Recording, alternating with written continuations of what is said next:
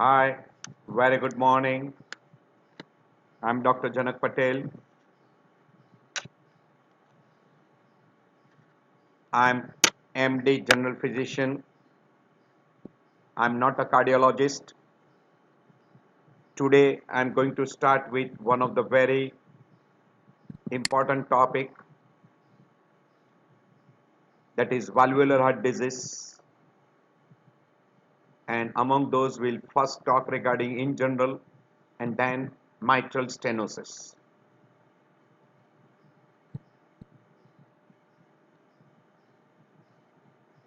So whenever there is an involvement of the heart valvular structure, we call that as a valvular heart disease, which may be congenital or may be acquired. There are basically four valves. Two pulmonary and aortic valve, they are called semilunar valve, and tricuspid and bicuspid valve, tricuspid and mitral valve, they are called atrioventricular valve.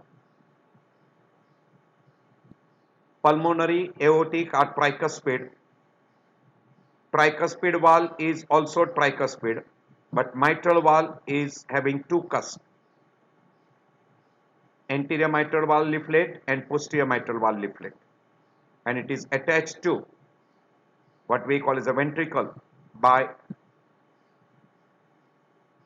chorda tendineae, which is attached to papillary muscle. That is how it is being attached. So any disease of this valvular structure, we call that as valvular heart disease. Basically, we come across two types of valvular involvement, which is what we call as a hemodynamically, it will produce problem in circulation, normal circulation. One we call stenosis and second we call regurgitation. Meaning of stenosis, the valve does not open completely, so that valvular ring area becomes less, and that produces resistance to blood flow from one chamber to another chamber. And regurgitation means valve does not close completely, so that the blood which will regurgitate back from one chamber to the chamber in which it is not supposed to flow. As for example, when the mitral valve closes, blood cannot flow from left ventricle into left atrium. But in a regurgitation, blood will flow from LV into LA. That we call as a regurgitation. Why? When the mitral valve opens, it does not open completely. It will produce resistance for left atrium to eject blood from LA into LV. This will call as a mitral stenosis. Now there are few terms which will be very frequently being utilized during valvular heart disease. One we call normal valve, stenotic valve, regurgitant valve. Second, depending upon the anatomical structures. And this particular is mainly utilized in pulmonary and aortic valve. We call valvular involvement, subvalvular involvement, or we call infundibular involvement, or we call as outlet obstruction. And if it is above the valve, we call supravalvular involvement.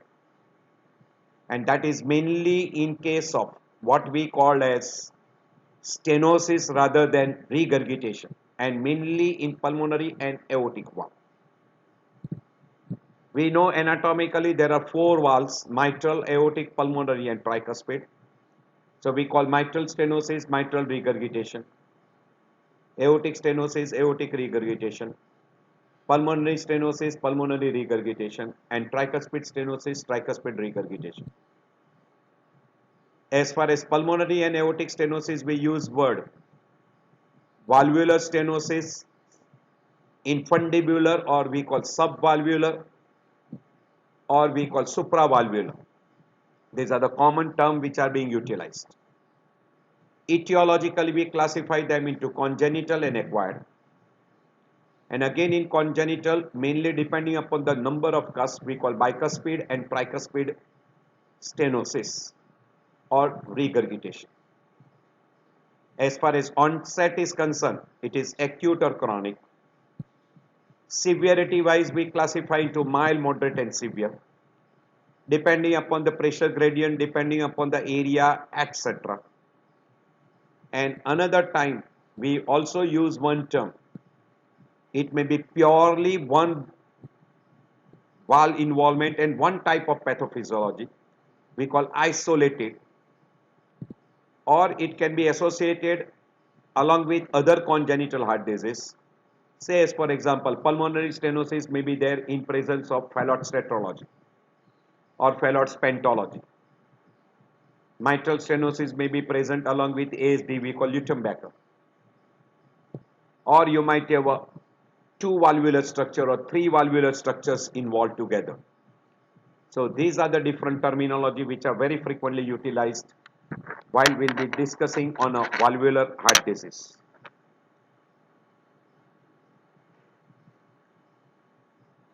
We divide the etiology into two big groups, acquired and congenital. Already we have mentioned that congenital can be bicuspid, congenital heart disease, or associated with other defects. And the common congenital defects, which can be bicuspid and may be having stenosis, that is pulmonary stenosis, aortic stenosis. These two are bicuspid valve, congenitally defective, or you can have a tricuspid stenosis, mitral stenosis. You can have a infundibular aortic valve subvalvular stenosis, we call idiopathic hypertrophic subaortic stenosis, or also described as HOCM, hypertrophic obstructive cardiomyopathy. You can have a floppy valve, that's why it is called mitral valve prolapse, or it is called floppy mitral valve. You can have a aortic regurgitation, and if there is an mitral stenosis with ASD, it is called Luttenbecker. You can have tetralogy of Fallot associated with pulmonary stenosis. Epstein anomaly is with tricuspid valve malformations, and Marfan syndrome is very frequently with aortic regurgitation, aortic root dilatation, aortic aneurysms, etc. These are all congenital valvular defects or associated with valvular defects. While among acquired, the most common is rheumatic valvular heart disease.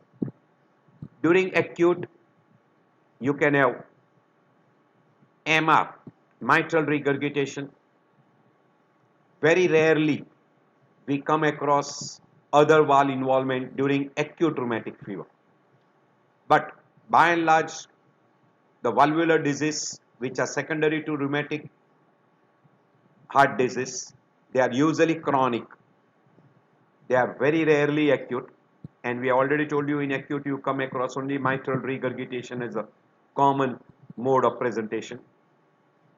But chronic rheumatic heart disease or chronic rheumatic valvular heart disease will be mitral valve is the most common involved, which can have a mitral stenosis alone or mitral stenosis with MR or mitral regurgitation alone, any permutation combination. And this mitral valve may be involved along with aortic valve like aortic stenosis, aortic regurgitation, and absolutely rare, that is with pulmonary stenosis. By and large, aortic regurgitation with mitral stenosis or rheumatic arthritis, RA, rheumatoid arthritis, involving aortic regurgitation, aortic valve producing aortic regurgitation, is not commonly associated with mitral stenosis. So it is mainly AR, not with mitral stenosis. Second common etiology is atherosclerosis, which produces stiffness of the aortic valve, mainly by calcification and that we call as a calcified aortic valve producing aortic stenosis. In ischemic heart disease, because of acute myocardial infarction or because of what we call as papillary muscle rupture, chorda tendini rupture, or papillary muscle dysfunction, it will produce MR. And this is acute mitral regurgitation, which will end up into acute left ventricular failure. Infective endocarditis will destroy mitral valve, aortic valve. Rarely there is an involvement of a pulmonary or tricuspid valve. So they will result into regurgitation because of destruction of the valvular structure, and it will end up with an acute etiology. So in MR and AR you will have a left ventricular failure, and in TR and PR you will have a right ventricular failure. Syphilis nowadays not commonly seen, but syphilis will produce aortic valve involvement, producing aortic regurgitation and aortic root involvement, producing aortic aneurysm, and that aneurysm can be also in an arch of aorta. Cardiomyopathy, by and large, it is a congenital cardiomyopathy, and in which a dilated cardiomyopathy will produce dilatation of the ventricular chamber, producing dilatation of the ring, and that will produce MR, very, very common. While hypertrophic variety will produce subaortic stenosis like IHSS or HOCM, we call it the idiopathic hypertrophic subaortic stenosis, or HOCM we call it hypertrophic obstructive cardiomyopathy. These are usually congenital. Dilated cardiomyopathy can occur in an ischemic heart disease, diabetes, alcohol, etc. You can have a traumatic damage during surgical procedures or while doing catheterization, right heart, left heart catheterization. Particularly while doing a left heart catheterization, you can get damage to mitral and aortic valve. You can have damage to tricuspid valve and pulmonary valve during right heart catheterization. And during a valve replacement also, you can have post-surgical MR and AR. Very, very common. Quite common. In collagen disorders, MR and AR are common. Carcinoid tumors can produce involvement of tricuspid valve and occasionally mitral valve. Mainly right side is more commonly involved as compared to left side. So that will produce more of tricuspid stenosis rather than mitral stenosis. SLE can involve the valve, the undersurface of the valve, which is called Liebman-Sack type of a valvular involvement, and it can end up in mainly most common valve being involved is mitral valve, which can produce MR or MS. I forgotten to mention in a congenital heart disease, that is along with Marfan syndrome, there are a lot of other conditions which can also have involvement of the valvular structures like Ehlers-Danlos, collagen disorders. Also, you can come across in case of Down syndromes, Down syndrome, Noonan syndromes, etc. In those conditions also, once in a while, you can have a valvular structure involvement. If we divide into acute and chronic, during acute rheumatic fever, most common is MR. Acute myocardial infarction, the most common is again MR because of necrosis or rupture of papillary muscle. Infective endocarditis also can produce MR, AR most common, and occasionally TR and PR. We already mentioned in a traumatic pathophysiology or post-surgical MR, AR is more common than TR and PR. In dissecting aneurysm, again AR is common. All these are acute and they are mainly regurgitation. You can see those are all regurgitation. It is because of destruction of the valve. And this will produce acute overload on the chamber in which they are opening. And that will be either left ventricular failure or a right ventricular failure. In TR and PR, right ventricular failure, while in MR and AR, left ventricular failure.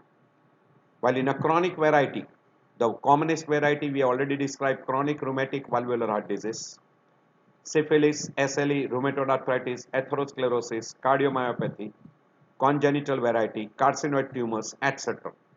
They can be, depending upon the severity, mild, moderate and severe. They'll produce changes in the chamber.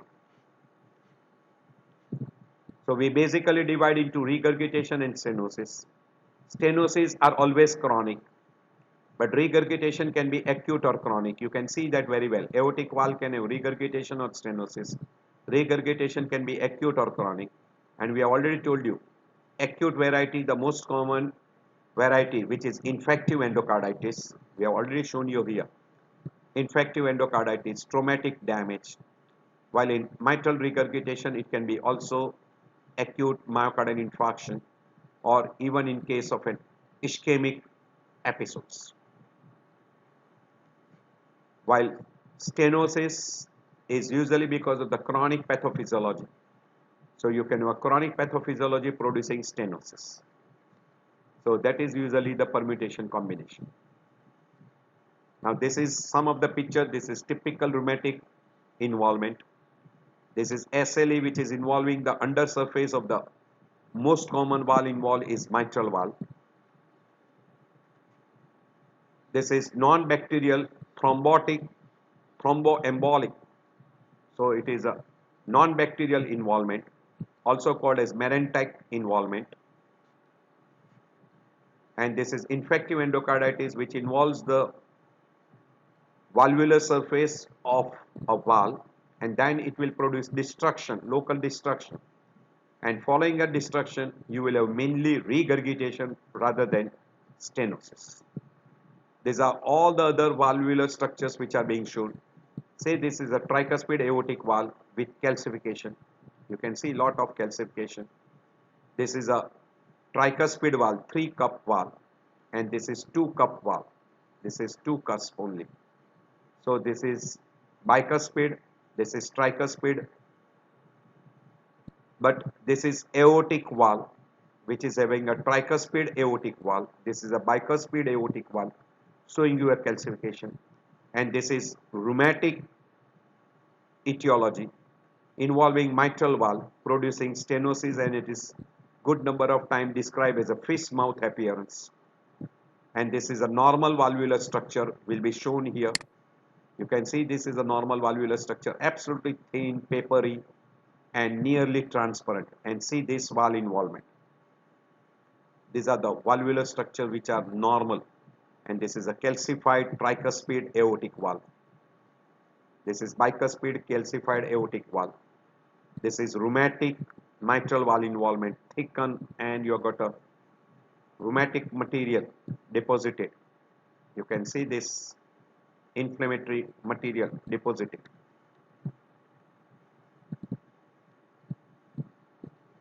So aortic calcification. To find out the pathological effect, you have to know from where the blood is flowing. Already we have discussed, and we will be discussing separately, individually in each valvular heart disease, that we always call semilunar valve will open during ventricular systole and close during ventricular diastole, while AV valve, that is mitral and tricuspid valve, will open during ventricular diastole and will close before ventricular systole starts, at the end of ventricular systole. At the end of ventricular systole, the mitral valve and tricuspid valve will open after end of ventricular systole, while at the beginning of ventricular systole, the aortic valve and pulmonary valve will open at the end of ventricular systole. And at the beginning, you will have a closure of mitral valve and tricuspid valve, and aortic and pulmonary valve will open as soon as the systole begins. And there is a short period we call as a isometric contraction period. So we don't go into that cardiac cycle detail at present. And closure of mitral and tricuspid valve will produce first heart sound, we call M1T1, and closure of aortic valve and pulmonary valve produces a second heart sound, we call A2P2. A2P2. And just after A2P2, that is after the second heart sound, that is after the closure of that particular aortic valve and pulmonary valve. Now the ventricular diastole will begin. You will have opening of the mitral valve and tricuspid valve after second heart sound. And before a mitral valve and tricuspid valve closes, which produces the first heart sound, little after that first heart sound, you will have an opening of aortic and pulmonary valve, which will be the beginning of ventricular systole. This is a pathophysiology which will be showing you again in a patient's all mitral stenosis, aortic stenosis, etc. So this is that typical picture of stenosis. This is of regurgitation, which will be using again in a stenosis and regurgitations. This is one of the slide which we have shown you that now there is a procedure we call as a catheter. By use of a catheter, that's why it is called transcatheter, and you are replacing a valve. So aortic valve is replaced, and we call implantation. So it is a transcatheter aortic valve implantation, and you remove the catheter, the valvular structure will stay there. So that's why it is called TAVI, transcatheter aortic valve implantation. And when you replace the aortic valve, then it is called transcatheter aortic valve replacement, AVR, TAVR, aortic valve replacement. So we end this particular portion of general valvular disorders and terminology, etc., which we have explained you. All those terms will be now utilized in further lectures.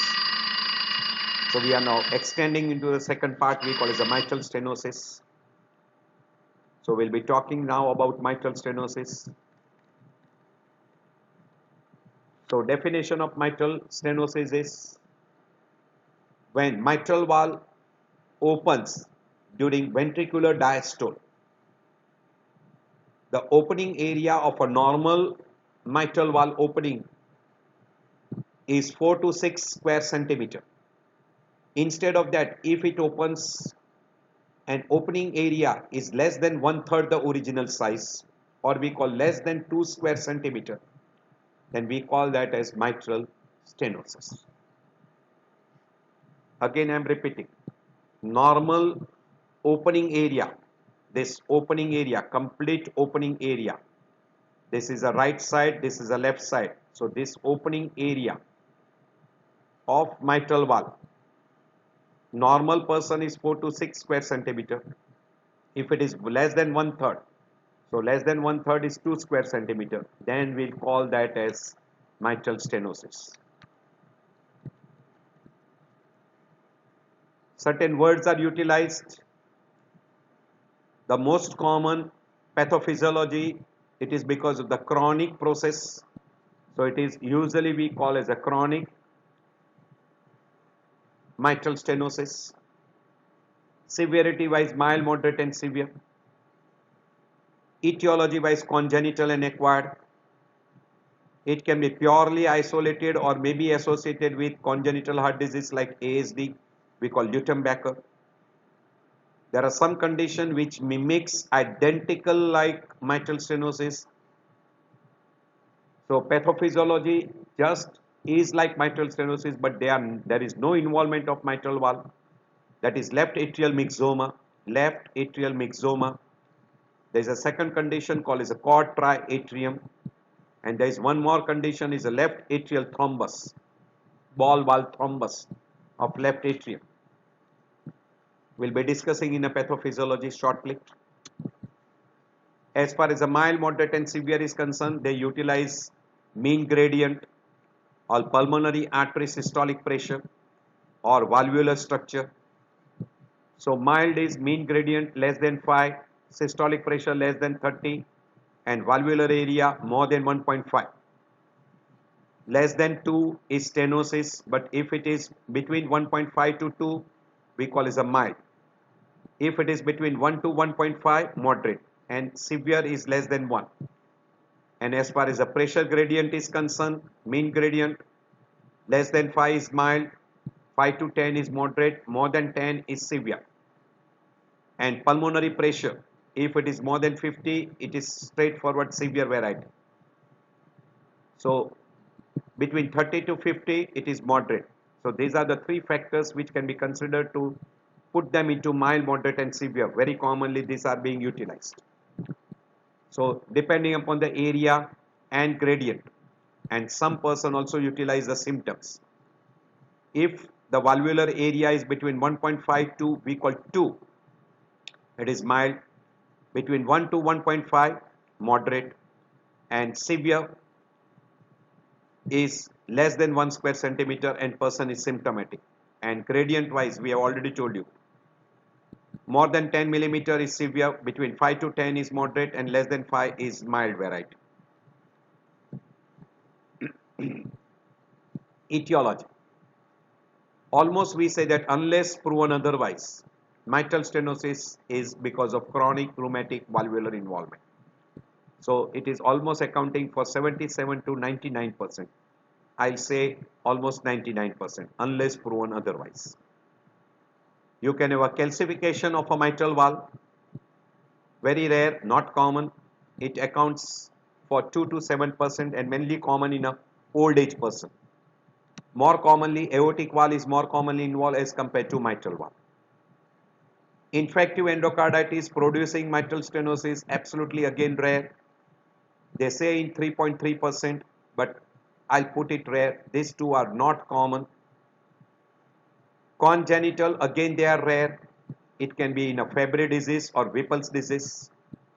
Another common group is SLE, rheumatoid arthritis, carcinoid syndrome, prosthetic valve, which can get involved. This again are rare. Indirectly we say the rheumatic unless proven otherwise.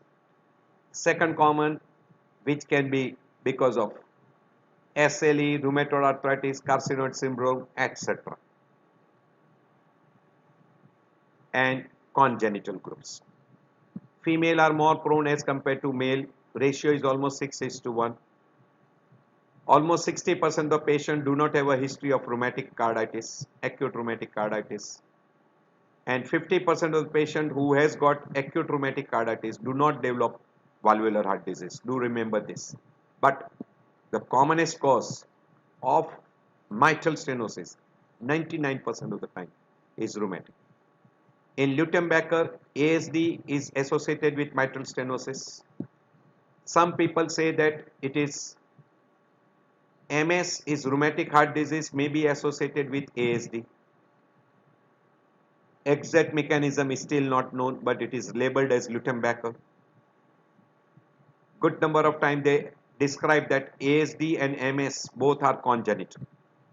Certain drugs like methotrexate can also produce involvement of the mitral valvular structure producing mitral stenosis, and we have already mentioned left atrial myxoma, quadri atrium and ball valve thrombus in left atrium can produce identical like mitral stenosis, but mitral valve is absolutely normal. So common condition we already mentioned, rheumatic and congenital comes topmost on the list. Then carcinoid syndrome, cardiac fibroelastosis, prosthetic valve can get stuck and can produce stenotic valve, and mucopolysaccharide disorders. This also can produce mitral stenosis, but the most common is rheumatic congenital. You can put carcinoid syndrome, and another is prosthetic valve occlusion. As far as pathophysiology is concerned, I am not going into etiology which is involving the mitral valve, but what will happen if the mitral valve is involved, that will go through, because you can have involvement of the mitral valve, commissure can be involved, cusp can be involved, chorda can be involved, or it can be combination of permutation combination of any one of this.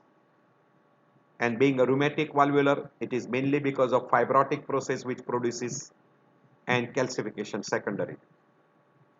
We divide into two big groups we call acute and chronic. By and large, in stenosis there is no acute pathophysiology. All are by and large chronic. Absolutely rare to get an acute occlusion of a mitral valve. That can happen in a ball valve thrombus, but not common, rare. So we take it for granted it is a chronic. Now depending upon the severity, that is a diameter. If diameter is between 1.5 to 2, we call it a mild. If it is between 1 to 1.5, it is called moderate. And less than 1, we call it a severe, or we call critical. So if we get critical, it will produce more severe symptoms and rapid changes in pressure gradients, etc. So I'll explain very simple way. In a normal person, blood from LA is easily entering into LV because the mitral valve opens completely. This area of opening is normal. It is between 4 to 6 centimeter. So it is normal. So there is no resistance to LA. So it does not produce any hemodynamic changes. But say if a person has got severe stenosis, because of severe stenosis, the opening of the valvular opening is very small. So it produces resistance to the blood flow from LA into LV. LA has to do more work. So there is increased pressure in LA. LA will undergo compensatory hypertrophy. Being a chronic, it undergoes hypertrophy. It tries to compensate. In that, it also undergoes volume enlargement because there is a less blood is going from LA to LV. So it will undergo dilatation plus hypertrophy. So first chamber to be affected is a LA. Now what happens because of that? We'll be taking into two. We'll be taking changes because of LA and changes because the quantity of a blood which is coming to LV. So if I take together and if I show you the second chapter, that is what will happen in LA. Because the left atrium has to do more work, left atrium is undergoing hypertrophy and it is undergoing enlargement. So it is a dilatation plus hypertrophy. Because of overstretching of the left atrium, because of dilatation, the person will invariably get arrhythmia like atrial flutter fibrillation. And secondary to atrial flutter fibrillation, there is a decreased blood flow in left atrial appendage that will give rise to formation of thrombus, and from that thrombus you can get the thromboembolic phenomena which will go into systemic circulation and produce systemic embolization. Left atrial pressure is elevated because there is an increased workload we call as afterload on LA, that is producing increased LA pressure, that will have increased pressure in the pulmonary vein. So pulmonary venous pressure will be elevated. Depending upon how fast the pulmonary pressure gets elevated, you will have a pulmonary hypertension development. In case of mild and moderate, it will take a long time to develop a pulmonary hypertension. As there is a pulmonary hypertension, now right ventricle has to work against the resistance because right ventricle has to eject the blood into pulmonary circulation, and in a pulmonary circulation there is a pulmonary hypertension.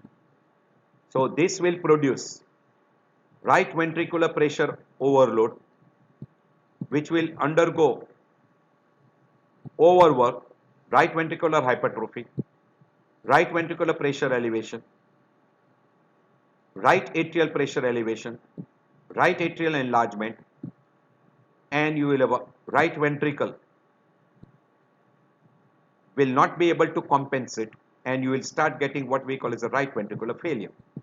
And secondary to right ventricular failure, now you will have a increased pressure in a superior vena cava, increased pressure in a inferior vena cava, and because of dilatation of right ventricle, you might even get tricuspid regurgitation, and you will have a jugular venous distension.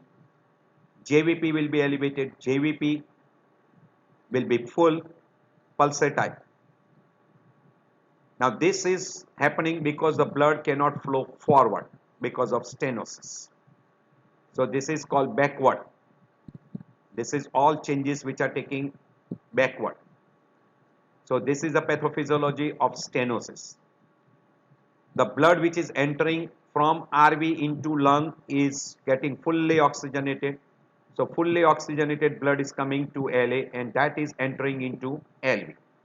But because of stenosis, less blood is coming to LV. So LV filling is less during diastole. Because filling is less, left ventricular and diastolic volume will be less. Left ventricle is not affected. The quantity of a blood coming to LV is less. So you will have a less blood coming to LV and diastolic volume is less. Ejection is good, but volume was less, so cardiac output also decreases. Because cardiac output decreases, the blood pressure also falls. So in a person with mitral stenosis, you will have a decreased cardiac output producing a low volume pulse and fall of blood pressure. So blood pressure, systolic pressure will be less and even a diastolic pressure will be also reduced. But the blood which is ejected out is fully oxygenated, hence there is no hypoxia or there is no cyanosis. But the quantity of a blood which is ejected out is relatively less. This will be typically in case of a mitral stenosis. Now this damaged valve can get involved by infective endocarditis, and secondary to infective endocarditis you can have dislodgement of this infected material and producing systemic embolization, which will be infected material, and you will have all symptom signs of systemic embolization which happens in an infective endocarditis like osseous node, Janeway's nodes, splinter hemorrhages, splenic infarct, splenic abscess, meningitis, brain abscess, etc., which we have already discussed before in infective endocarditis. But if there is a dislodgement from this LA thrombus, it is non-infective material, it will produce plain simple thromboembolic phenomena into systemic circulation, and there will be no infective pathophysiology in that embolism. This is the entire slide. Whatever I have discussed is shown here. That is pathogenesis and clinical finding. At your leisure time, you can easily go through. These are all the findings what you come across. These are what we call as sounds wise. I'll try to explain that. This is right side failure, cardiogenic shock, and heart failure. What can happen? So I'll show you this one slide just before. But this is a very nice slide which shows you everything in one slide only. So at your leisure time you can go through very easily. It is showing you entire pathophysiology plus clinical finding what are going to happen. Now because the valve is very tight, now I'll show you here. Because this valve is very tight, when it tries to open,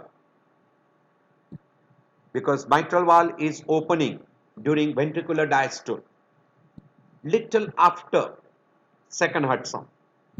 So at that time, as the valve is very stiff, it can produce a sound which we call as the opening sound. It is good number of times described as the opening snap.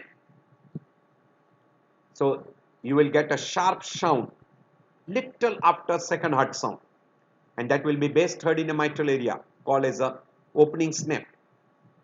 And because there is a narrowing, now blood flow will produce a turbulence across that stenotic valve, and that is during a ventricular diastole. So it will produce a sound we call as a murmur. and that we call as a mid diastolic murmur. And at the end of ventricular diastole, there is a powerful atrial contraction that will produce presystolic, or we call as the end diastolic crescendo murmur. So it is a mid diastolic murmur with an end diastolic crescendo murmur, which will be typically in case of a mitral stenosis. So that will be there. Now, because of pulmonary hypertension, P2, that is pulmonary valve closure, will be sharp, and that will produce P2 loud. So you will have a first heart sound will be loud. You will have an opening snap, followed by a mid diastolic murmur, followed by an end diastolic murmur, which will be a crescendo murmur. You will have a P2 loud, and you will have an opening snap. This will be very, very typical. Secondary due to infective endocarditis, if there is a destruction of a mitral valve, you can have a mitral regurgitant murmur, which can be fresh murmur or a new murmur. These are all the things what can happen. And because of pulmonary hypertension and because of failure, you will have a dyspnea. In a case of a severe stenosis, that is where the diameter is less than 1 square centimeter, you will have a more of or severe left atrial pressure elevation, and secondary to left atrial pressure elevation, you will develop pulmonary venous pressure elevation, and you can have pulmonary edema, which will produce orthopnea, paroxysmal nocturnal dyspnea, and even blood-stained frothy sputum. By and large, because of a right ventricular failure, which is a gradual in a mild variety, usually in a chronic, if it is a mild, there is a gradual changes which produces pulmonary hypertension, right ventricular hypertrophy, and then followed by a right ventricular failure, where you will have a edema, puffiness of face, JVP elevated, hepatojugular reflux, hepatosplenomegaly, congestive hepatosplenomegaly, etc. This will be the two different types of picture you will come across in your everyday practice. So this is a normal mitral valve, which will increase the left atrial pressure, increase in pulmonary pressure, pulmonary congestion, decrease in oxygenation, which will produce fatigue, dyspnea, orthopnea, and right ventricular pressure elevation, and you can get right side failure. Because of increased left atrial pressure, left atrium has to do more work against resistance, hypertrophy as well as dilatation. Decreased blood flow to left ventricle, decrease in the cardiac output, left ventricular chamber will not be enlarged. You usually don't get atrophy, but you don't get enlargement. And there's a decreased cardiac output, so decreased blood supply. So a person can complain of fatigue. Further in detail, if you say decreased mitral valvular area, left atrial pressure elevation, in compensation left atrial enlargement, and secondary to left atrial enlargement, this can now produce a pressure effect on the surrounding structures. And secondary to pressure effect on the surrounding structure, it can produce damage to the left bronchus, left recurrent laryngeal nerve, and also pressure effect on the esophagus, producing dysphagia, hoarseness of voice, also called as Ortner syndrome, and pressure effect on the left bronchus, producing hemoptysis, cough, and can even produce atelectasis, and which can end up with a sudden dyspnea. Because of atrial fibrillation, we have told you that there is a left appendage thrombus formation, and from that you can get a thromboembolism. Usually in a mild variety and gradual pressure changes, you will develop a pulmonary hypertension, right ventricular pressure overload, right ventricular hypertrophy, followed by right ventricular pressure elevation, decreased cardiac output, and then person goes into right ventricular failure. and in that person will develop now fatigue, dyspnea, etc., lower limb edema, puffiness of face, those particular. We have already told you that because of left atrial enlargement, atrial flutter fibrillation, thromboembolism, stroke, this will be non-infective, but because of infective endocarditis, if there is a dislodgement, it will produce infective. Decreased ventricular filling, high pressure rupture of pulmonary vessel producing hemoptysis, and because of atrial fibrillation you can have palpitations.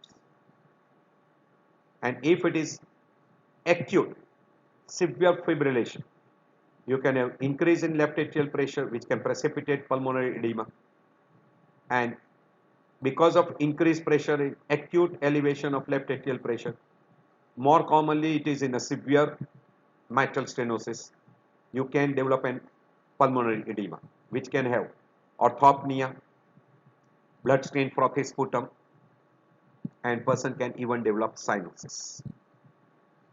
And because of pressure effect on the recurrent laryngeal nerve, you get hoarseness of voice called as Ortner syndrome, and good number of time it can also produce a pressure effect because of a big left atrial dilatation, which is more common with MR rather than MS, and that can produce pressure effect on esophagus producing dysphagia, and pressure effect on a left bronchus producing hemoptysis and collapse. And this is all because of right ventricular failure, hepatomegaly, splenomegaly, peripheral edema, JVP elevated, tricuspid regurgitation, etc. Indirectly, this is the entire picture of mitral stenosis. Same thing shown, what is shown here because of atrial flutter fibrillation. At your leisure time, you can go through. This we already shown you before. Area between 1.5 to 2, mild between 1 to 1.5, moderate, and severe less than 1 square centimeter, and gradient less than 5 in mild. If the gradient increases 5 to 10, moderate, and more than 10 is called severe. So this is the way it is classified. This is if there is a thrombus formation, it blocks acutely the mitral valve opening, then it is called left atrial thrombus where mitral valve is not involved. Myxoma is pedunculated in certain position, it can block the mitral valve opening, producing identical like mitral stenosis. So this is a left atrial thrombus which is free and can block, and as it is a shape like a ball, it is called as a ball valve thrombus. This is a myxoma which can produce occlusion, and it is pedunculated tumor of a left atrial, so it is a left atrial myxoma. And if you have got a septum with a small opening, this will produce two chamber in a left atrium. That's why it is a three chamber. Right atrium and left atrium is having a two chamber, that's why it is called quadriatrium. Tri means three. This is 1, this is 2, and this is 3. And this works identical like a mitral valve. But mitral valve here is normal. So that is quadriatrium. This is LV. And that is LA. Mitral valve is normal in all these three conditions. Symptom we already discussed. The commonest symptom is dyspnea, which is because of pulmonary hypertension, pulmonary venous congestion. Fatigue is because of diminished cardiac output, and that produces decreased tolerance to increased volume, inability to tolerate increased heart rate. As soon as the heart rate is increased, person develops decompensation. We have already told you that because of the increase in pressure, you even get a rupture of vessels in pulmonary vasculature producing hemoptysis. Also you can get hemoptysis secondary due to acute pulmonary edema, but it will produce blood stained frothy sputum. Sometimes you get a malar rash, which is typically described as a mitral face. You will have a increase redness, increase redness over the face and nasal nose, and that is typically described as a mitral phase. So you will have a fatigue, palpitation is very frequently because of atrial flutter fibrillation. Cough is very frequently because of increased pulmonary venous pressure, shortness of breath. If a person has got a severe mitral stenosis, he will develop a left side failure. Actually, not a not a left ventricular failure. We use a left side failure, or we call pulmonary edema, which produces orthopnea and paroxysmal nocturnal dyspnea. Infective endocarditis, systemic embolization, pulmonary infections, hemoptysis. In a mild variety, usually they develop right side failure, producing hepatomegaly, splenomegaly, ascites, edema, puffiness of face, JVP elevated, distended and elevated, hepatojugular reflux present. And in case of infective endocarditis, person will have a fever, anemia, tachycardia, etc. And I've already mentioned because of atrial flutter fibrillation, palpitation and systemic embolization. Quite common. These are all the phases. Typical mitral phase. It is described as typical mitral phase. It is because of cutaneous vasodilatation in severe mitral stenosis. And I've already explained you on auscultation. First heart sound will be loud. Opening snap will be just after second heart sound. There will be a mid-diastolic murmur, base third in the mitral area, with pre-systolic, what we call the end diastolic crescendo murmur. In respiratory system examination, you will have a crepitations because of pulmonary edema. Because of right ventricular hypertrophy, you will have a right ventricular parasternal heave. P2 will be loud. And because of tight mitral valve, you can have an opening snap, and that will be heard immediately after second heart sound. Fever will be common in infective endocarditis. We have told you.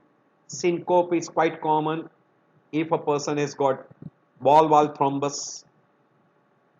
Chest pain may be because of coronary microembolization, or there is an increased load on the right ventricle, etc. We already described that the murmur will be based in mitral area. It will be MDM with presystolic accentuation or presystolic crescendo murmur. Crescendo murmur, presystolic, rumbling in character, grade 3 to 6, not 6, but it is usually grade 3 or 4. This is a typical mid-diastolic murmur with a presystolic, or not presystolic, end diastolic accentuation. Secondary to right ventricular dilatation, you can have a Graham-Still murmur, which is we call as a murmur because of PIA, and you can have even a diastolic murmur. That will be because of tricuspid incompetence. You can have that. These are the typical features which we have already described: dyspnea, orthopnea, PND because of a pulmonary edema, hemoptysis, atrial flutter fibrillation, producing palpitation, systemic thromboembolization, Ortner syndromes, and pinkish purplish face. We have already described first heart sound will be loud. You will have an opening snap, mid diastolic murmur with end diastolic crescendo murmur, and these are the findings in investigations. We'll be coming into investigations. At your leisure time, if you are interested, what will be the typical investigative finding on what we call as an echo, as well as on a right heart catheterization or left heart catheterization, what pressure gradients, what will be the diameter, etc. You will come across. These are the two slides which I have put here. You can go through if you are interested. Common investigation we go for is chest X-ray, ECG and echo. If you are planning for surgery and you want to separate them into mild, moderate and severe, you can go for cardiac catheterization combined with MRI or CT. That is the common. So on an ECG, very frequently you will come across in an ECG, you will see P mitral, we call it is that P wave is broad and notch. Good number of time because of a big left atrial enlargement, you can have atrial flutter fibrillation where you will not be able to see P mitral. In a chronic and mild variety, usually you come across right ventricular hypertrophy. In case of severe tight mitral stenosis, you will see mainly P mitral. You may not be having a good amount of RVH because right ventricle doesn't get chance to compensate. Before that, person develops pulmonary hypertension. In a chest X-ray, mainly you get an enlarged ALA and signs of pulmonary venous congestion. If you want to demonstrate an enlarged LA, you can have a barium meal in a lateral view. We have got one X-ray, will show you that. In an echo and cardiac catheterization, you can demonstrate lot of things. In an echo, you can demonstrate the severity of involvement of the mitral valve opening area, which type of mitral valve involvement, whether calcified or it is fibrosed. Is there any other associated valve involvement or is there any associated congenital heart disease? Severity of LA enlargement, presence of left atrial thrombus, involvement of the mitral valve by infective endocarditis. Is there any quadri atrium or left atrial myxoma or a ball valve thrombus? The LV and diastolic volume, right ventricle hypertrophy, severity of right ventricular pressure, pulmonary pressure, all those you can demonstrate on echo. And if you combine with Doppler, you can demonstrate even a pressure gradient across the mitral valve.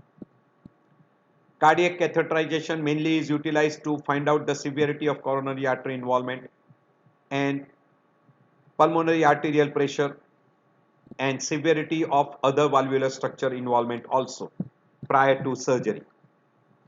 ECG we have already mentioned, big left atrial enlargement, that is broad and notch P wave, which will be very classical seen in lead 2.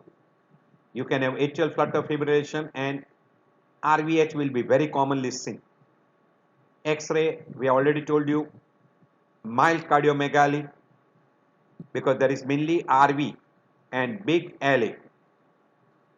In a severe variety, you can see a symptom signs of pulmonary congestion along with curly A line, curly B line. And echo will demonstrate all those what we have mentioned before. So I'll now directly go to, you can see here, these are called 4 signs. 4, 1, 2, 3, and 4.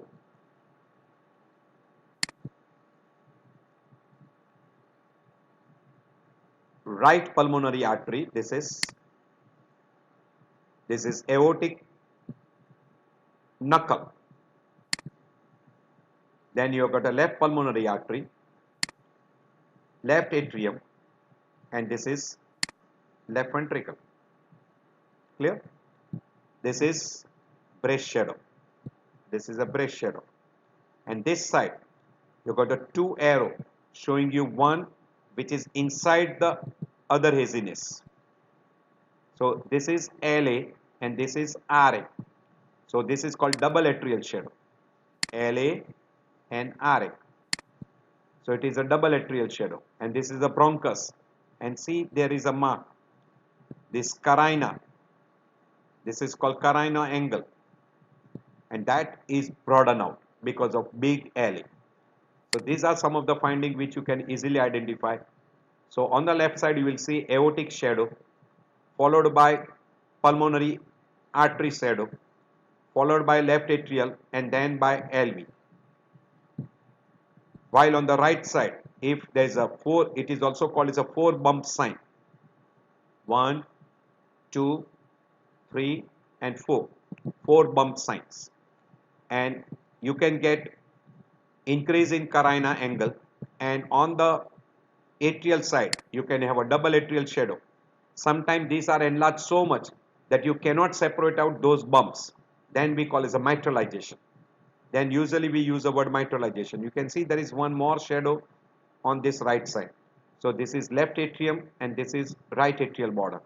So it is ALA, this is mitralization, this is double atrial shadow. So if there is a very good enlargement of LA, then you can have a double atrial shadow. And when there is a almost, you cannot make out the four bumps on left side, which is because of aorta, pulmonary artery, left atrium, and LV border. Then you call that as mitralization. This you can see in a lateral view. You can see a pressure effect on an esophagus. This is because of a big LA. You can see there is a big LA. This is pressure effect. And that can happen if there is a tight mitral valve. This is after mitral valve, three valves are replaced.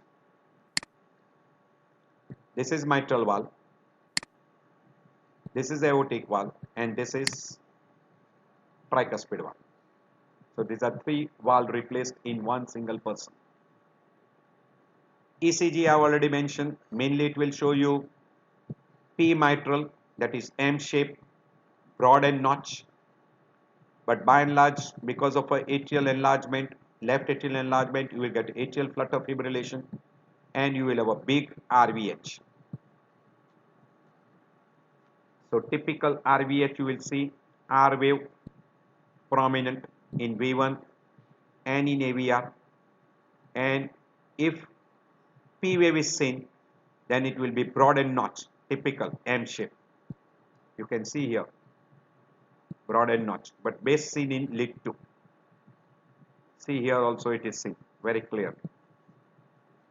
So this type of notch P wave will be seen. It is called P mitral. So you will have a P mitral, and in what we call as V1, you will have a R wave appearing and which will be taller, and you will have a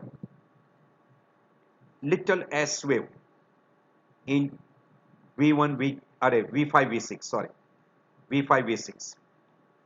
You will have a deep S wave in V5, V6. You will have a S wave in a RVH.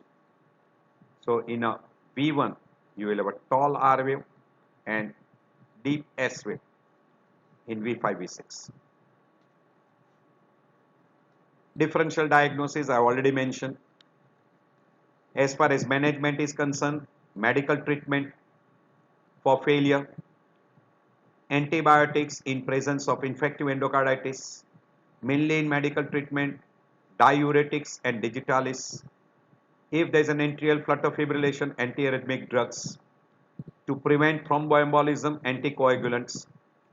And in a person who has not developed infective endocarditis, you can use prophylactic treatment to prevent infective endocarditis. And after medical management, control of all the things, that is control of infective endocarditis, control of failure, prevention of thromboembolism. Now you can decide regarding a surgical treatment. There is one which was done previously, was open valvotomy. Now days of open valvotomy is gone. If there is a very tight calcified mitral valve, usually they go for mitral valve replacement. But nowadays there is a simple procedure which is being done, is called closed mitral valvotomy, or it is also called closed mitral commissurotomy, but by and large the word utilized is mitral valvotomy, where you use a catheter, you use a balloon, you inflate the balloon and you do a valvuloplasty. So that is a procedure which is being done. It is called balloon mitral valvuloplasty, or it is also called as a percutaneous balloon mitral valvoplasty. So PBMV or BMV, depending upon what procedures you are doing. So these are the flow charts which are being mentioned. At your leisure time you can go through. So in which case you can have a little observation, and in which case you require a percutaneous mitral balloon valvoplasty, etc. So these are 3 slides which are there. depending upon your clinical finding, area, pressure gradients, etc. What you can decide. These are the flow charts, or we call algorithms. So mainly treatment is medical, diuretic, digoxin, beta blockers, anticoagulation, and infective endocarditis prophylaxis. These are the different types of valve which are being utilized. This is a balloon valvotomy or valvoplasty. Also they used to call commissurotomy. So some people use the word commissurotomy or valvuloplasty. And when you replace the valve, it is called MVR, mitral valve replacement. This was mechanical valve. Now they are being replaced by biological or bioprosthetic valves. These are now bioprosthetic valve which are being utilized. And this is percutaneous balloon mitral valvuloplasty. You can see here the catheter is introduced from here via the atrial septum into the left atrium, and then with the balloon you inflate the balloon and dilate it, and procedure is over. So very simple. And if the valve is very much calcified, then you replace it by artificial valve. Complications, atrial flutter fibrillations are very common. Thromboembolism, acute pulmonary edema only in case of a severely tight mitral valve stenosis. By and large, it will produce right ventricular failure, more common in a mild variety and moderate variety. Thromboembolism, infective endocarditis and thromboembolism, endocarditis, and in case of endocarditis, you can have an infective embolization. So I end my lecture here. I hope this will be very helpful to you. And this is one of the most common valvular heart disease you will come across in your everyday practice. And the commonest etiology of this mitral valvular heart disease is rheumatic fever. And that is we call as a chronic rheumatic fever.